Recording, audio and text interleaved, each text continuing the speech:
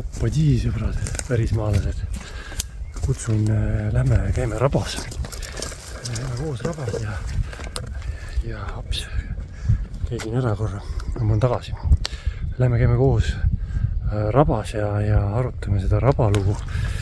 Linnurabast, mis on minu selline nii-öelda koduraba. Siit algab Vardi jõgi. Selline väga äge metsajõgi. Looklev, kääruline ja siit kuni rabast kuni Preeriakojani peaaegu 10 kilomeetri vältel on kaldad inimesustusest puutumata, sellepärast et enamasti on see kallas kuni Preeriakojani liiga soine, et sinna saaks midagi ehitada. No vot, ja see on üks allikas, millest algab väga palju lugusid jõeteekonnast, veeteekonnast, veest inimeses ja veest jões ja oma tee rajamisest ja kõigest sellest.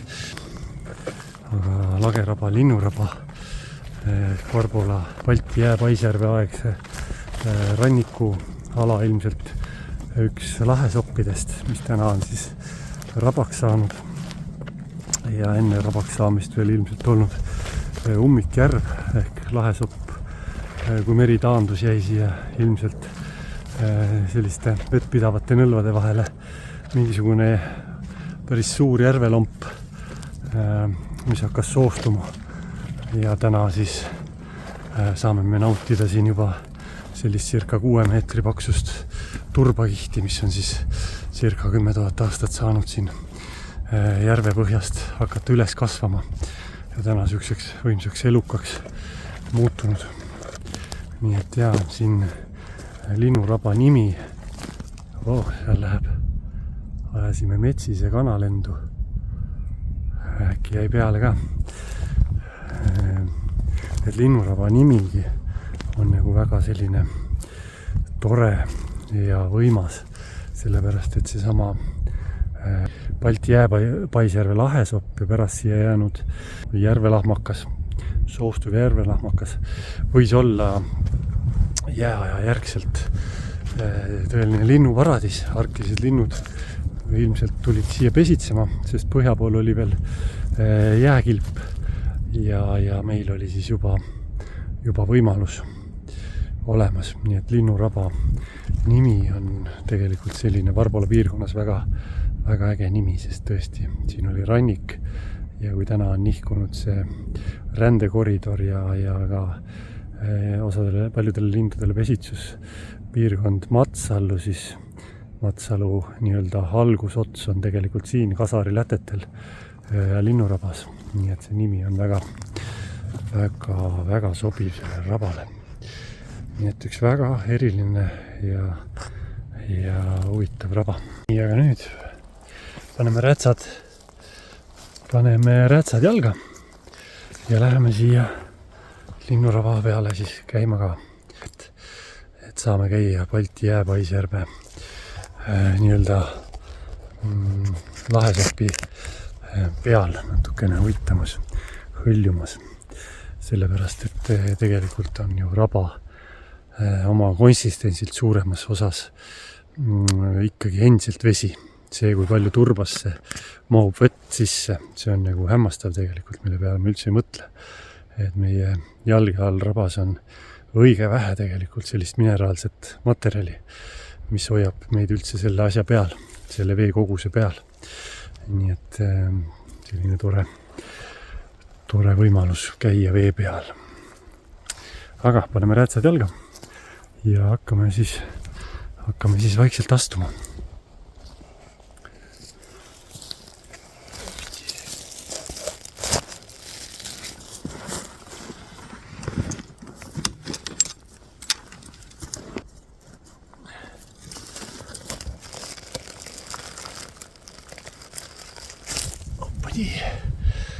Rätsad jalas, siit me tuleme.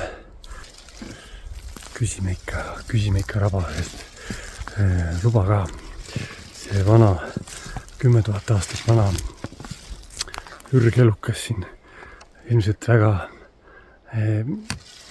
ebaviisakas oleks külla minna nii väärikale tegelasele ilma luba küsimata, nii et ahoi linnuraba, luba külla tulla. Mis ta ütles nüüd? Vaikus tähendab nõusolekut. Lähme siis.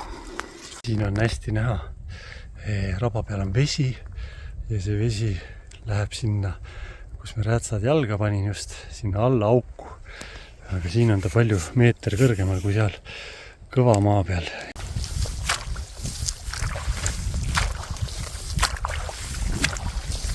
Kevadines rabas on ikka seda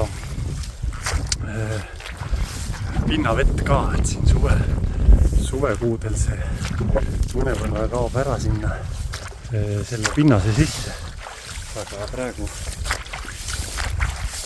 on jah selline pinnavett ka siin.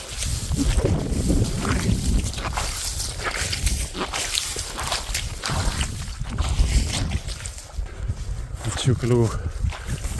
Siin on näha siis tegelikult põdra jooksujälg. Mingil põhjusel on põder siit päris suure jooksuga üle raba liikunud. Et siit kaamera turbopinnas ei ole üldse mitte hea jälgede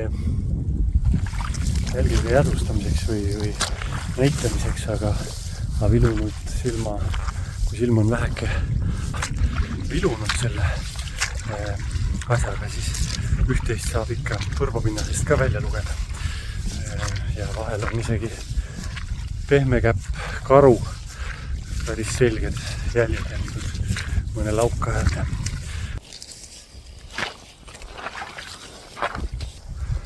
Vot siuke lugu, põdrajunnid.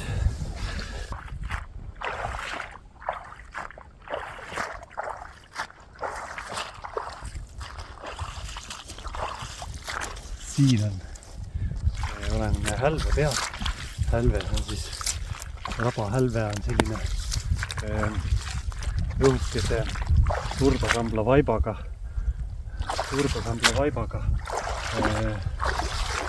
pinnas või põhimõtteliselt veekogu. Siin all on siuke muda ja vesi ja peal on siis ainult selline kerge turbasambla vaip, mis hoiab meid selle vee peal. Siin on eriti ahtake see mineraalkiht, mis päästab meid sellesse suuremas osas veest koosnevasse massi vajumast. Selline väga selgelt eristuv ülejäänud raba pinnasest. See on siis hälve ja see võib olla kinni kasvanud laugas, mille peale on siis hakanud vaikselt kasvama turbasambla vaip.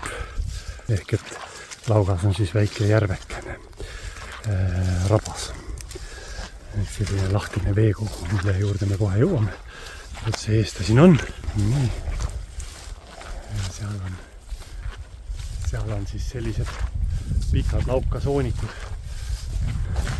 Siin on siis juba veekogud. Linnuraba on siis minu koduraba nii-öelda, kus ma aastaid ja aastaid nii ööbinud kui päevaretki teinud ja vaadelnud ja mõtestanud ja suurem osa neist retkedest on üksi tehtud, nii et on olnud aega siis üks raba enda jaoks muuta kihilisemaks ja sügavamaks nende aastate jooksul. Kuigi see elu ja muutus ja keemia on nii suur siin ja nii põnev tegelikult, et seda ei saa ükski looduskiid enda õlul ei suuda kanda oma eluea jooksul paraku. Nii et sellepärast on võib-olla Preeriakoja pärismaalase pilgu läbi matkad mõnevõrra põnevamad, et nad võimaldavad meil koos ühise eesmärgi nimel veidi rohkem siit igalt sellelt ruutmeetrilt nii-öelda lahti harutada pisutki rohkem kui selline hanereas matkajuhi järgi ja tema lugu kuulates käimisega. See õnnestub. nii et see on jah, selline eesmärk olla täieõiguslikud osalised, võrdväärsed enam-vähem sellel hetkel esimesed inimesed, kes siia maastikku oma samme seavad ja peavad siit siis võimalikult palju enda jaoks olulist talletama, märkama ja talletama. Nii et tule ja teeme koos sellise Eestimaa ürgkeskkonna avastusretke. Lühikese küll, kuid vähekenegi teistmoodi kui tavaliselt.